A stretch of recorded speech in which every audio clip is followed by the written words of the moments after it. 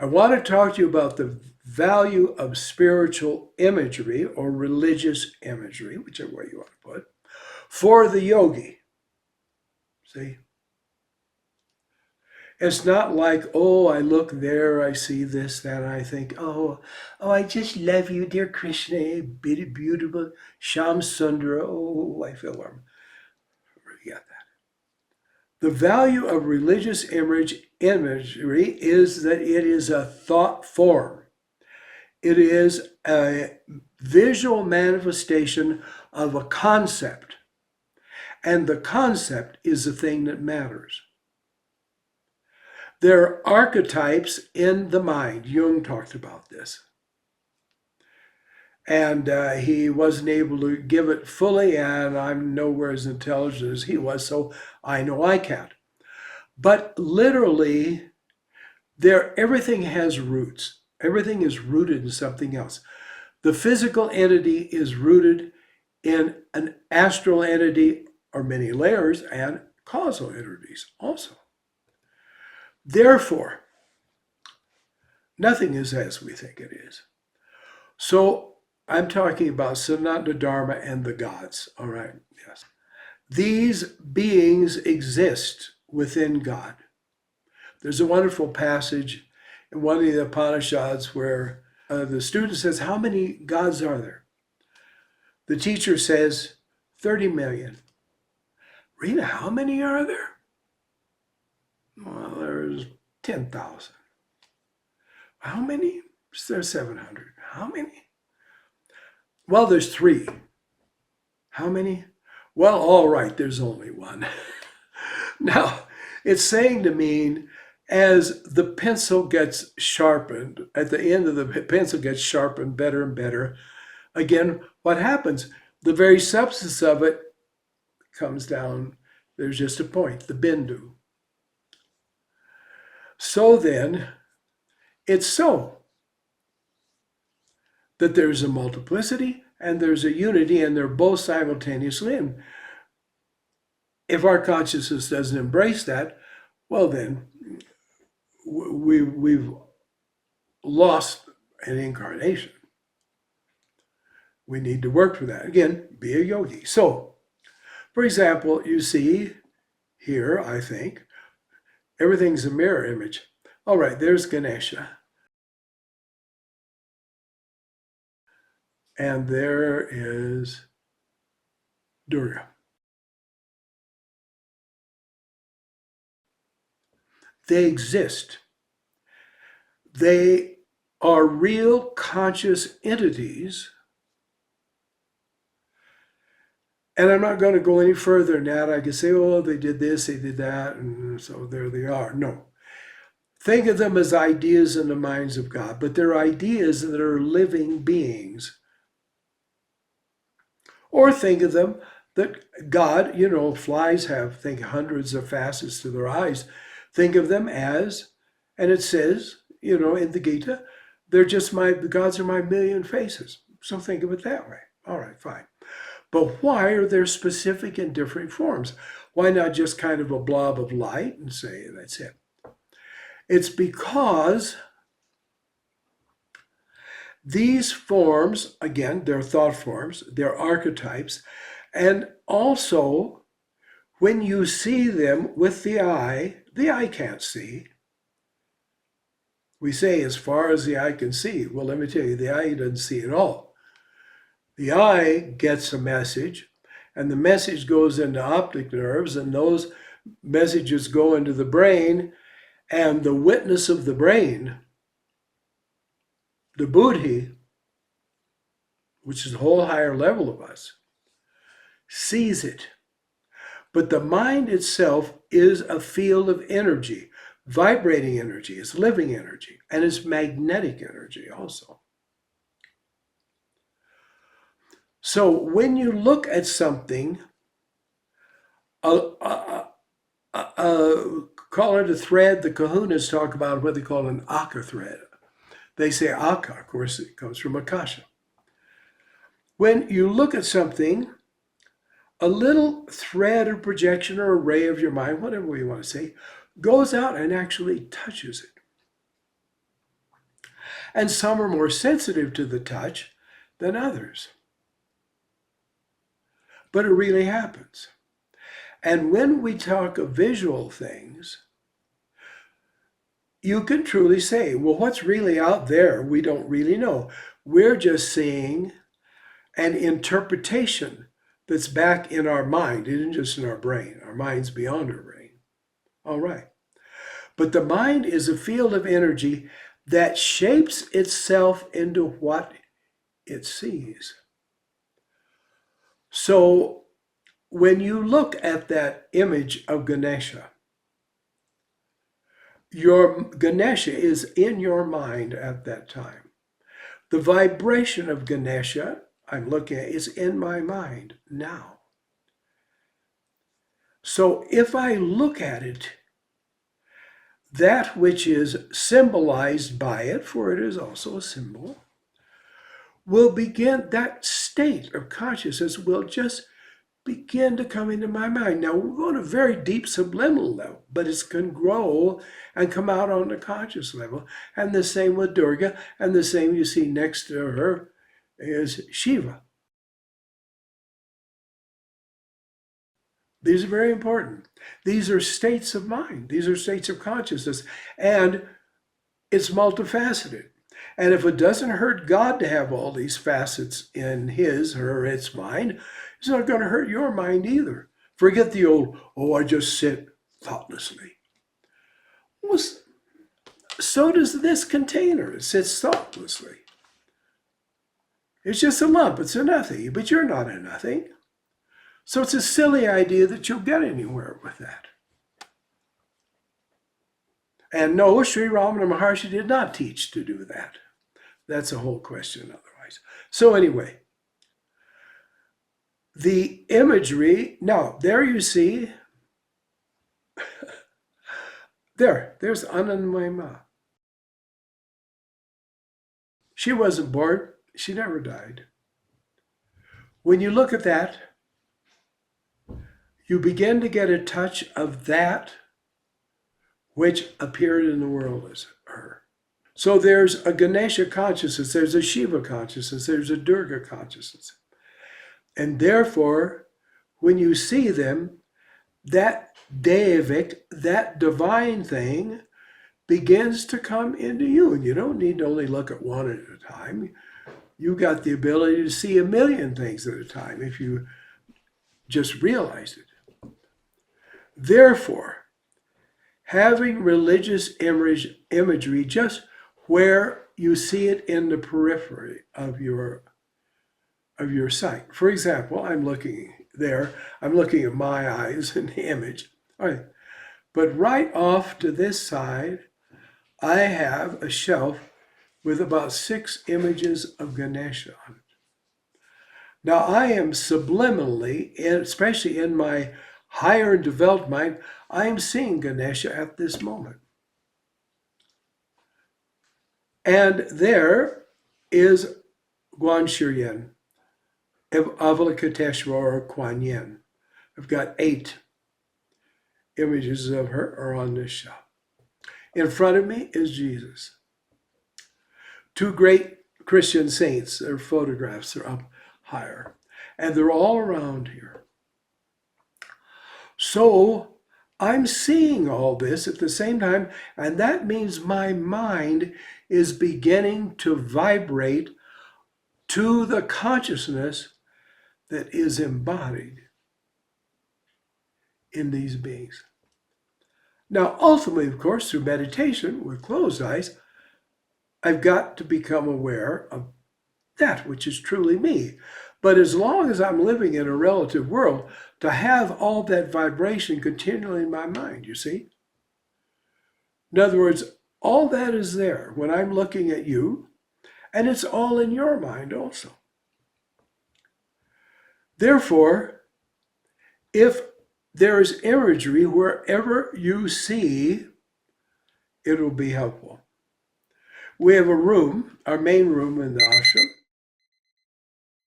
has photographs of holy people, 40 some. So no matter where we sit in that room or what direction we're in, those are all present in our mind. Here in this room, I don't know, there must be 40 or more. And first of all, you can also intuit what you don't see. So there's a visible presence that is also the vehicle of an invisible presence. And that's radiating at me all the time. Now, don't go out and get 50 holy pictures and stick it up all over where, so people wonder if you are completely crazy. But know that having something always there within the range of your sight is valuable. And there's more than that. When you take that form and you have it with you, and you have it where you meditate, you close your eyes, but the radiation of your aura embraces them, and it begins to magnetize them. And that principle, or God, or person, whichever way you like to think of it, begins to be increasingly present, vibrating powerfully in that. Photographs are especially sensitive. Dowsers can detect a subtle magnetism of an individual through their photograph, as long as that person is alive. When the person leaves the body, that magnetism goes. But when we're talking about great masters who cannot die, and even though their body is invisible, if their photograph is there, a connection is made with them in the higher and even the highest worlds. For example, I remember when I was living next door to Self-Realization Fellowship, and people had photos like of Yogananda and of the various holy masters and so on, and where they meditated. And people say, I meditate and I open my eyes, and it looks like their eyes are moving, their eyelids are blinking. Sometimes it looks like the mouths are moving. Have I got something wrong with my eyes? In my case, I have terrible astigmatism, so naturally I think, well, is it all astigmatism? But fortunately, Sister Mira, most remarkable woman, who was one of Yogananda's very long-time disciples, when she was asked about this, she said, there is a subtle connection with the photograph, and the very astral energies or astral bodies of those masters begin to manifest through them. A friend of mine was very, very interested in Anandamayi Ma, and you could say was devoted to her. Of course, it was just the idea. He hadn't met her, but he read about her and he had seen photographs of her, and he was very drawn to her, and he wanted to go to India to meet her. And I wasn't interested at all in her. I don't mean I had an aversion to Ma. I knew about a whole lot of holy people, and so it didn't mean much to me. And he came one time. He spent a week or two with me. We'd meditate together, and he had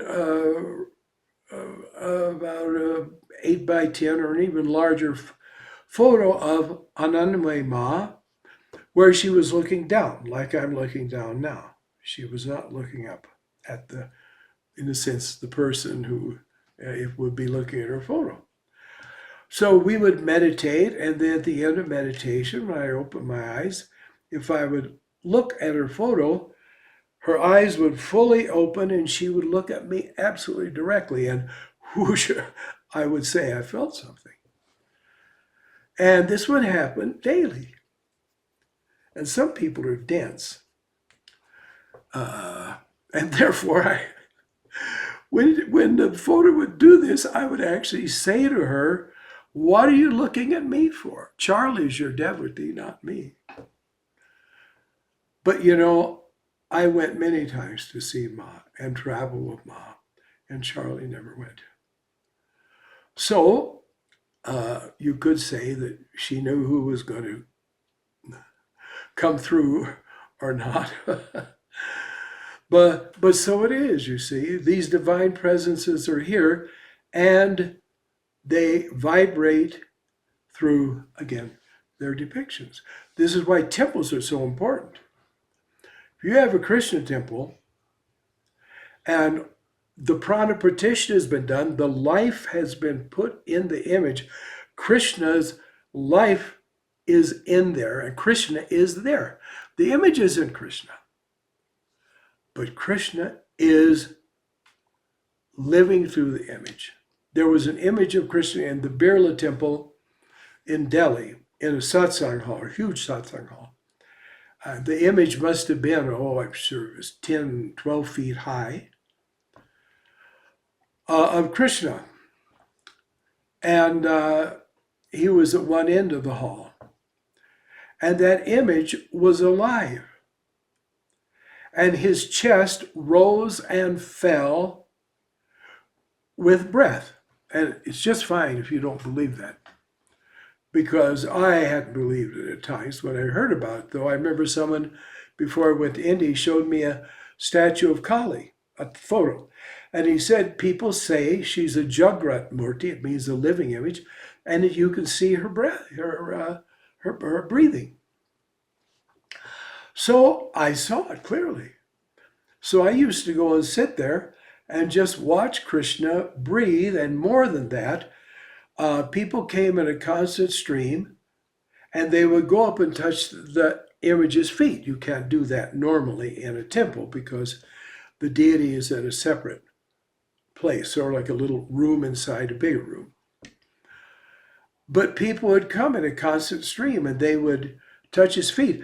And I could see the expression on his face changed according each time a different one touched him. And I could tell who was his devotee and who wasn't, and who'd come just for a rote and didn't. And believe me, it would show.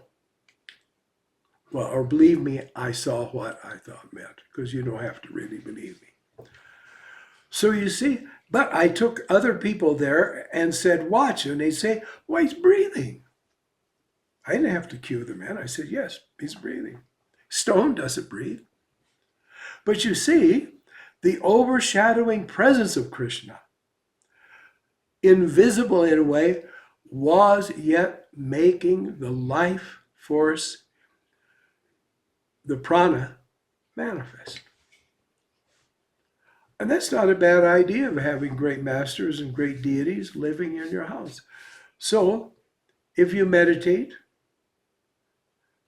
they will come. You won't ever be alone. You see, phony mysticism says, oh, God is beyond it all.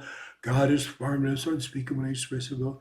And I just have just a bare room to meditate in. Sure, because you want to think of yourself only, and you want to be the only person there. And guess what? You've got what you want. You got yourself. If you're satisfied with that, it's good with me. But the real thing is, you do what you can to deal with ourselves.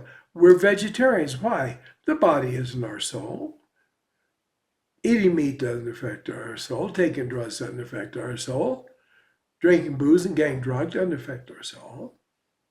But it affects the vehicle of our soul. And therefore, things can damage and prevent the real us from coming through our vehicle. So, again, as usual, I've taken long. It is really valuable. And again, it's up to you. But there is life in everything, so why should there not be life in the image? There is a shrine in Eastern India called Shakshi Gopal. The image was originally somewhere over in the western part of India. And a vow was made, and this man who believed in Lord Krishna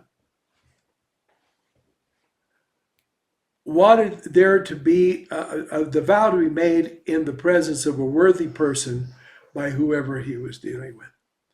And so he brought the person to the image and said, here is Krishna himself.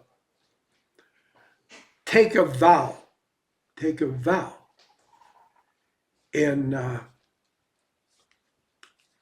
front of Krishna. We took the vow. He didn't follow the vow, and he went to live off in the eastern part. And so this man, who was of course a saint, said, Gopalji, you come with me. This is not a myth. You come with me, and we'll go and you confront him. He hasn't kept his vow. And Gopala walked with him, the Krishna image walked with him, came right near to where the man lived, and then Krishna said, I'm here, you call him. He came. He was, shall we say, impressed. And then Krishna just was an image again. But it's there now, and people go there on pilgrimage. The witness Gopala. See? Why shouldn't it happen in your life? Why shouldn't it happen where you live? If you wanted to. Therefore,